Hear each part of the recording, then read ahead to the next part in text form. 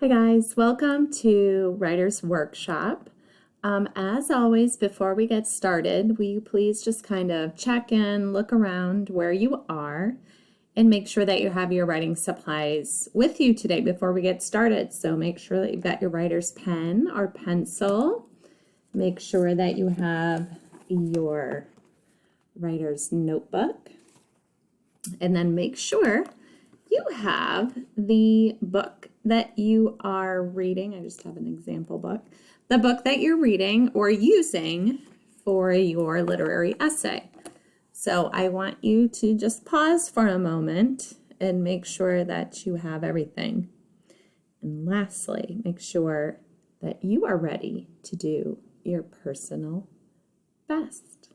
Awesome. So when you're ready, go ahead and click to the next page to hear our learning target and today's mini lesson.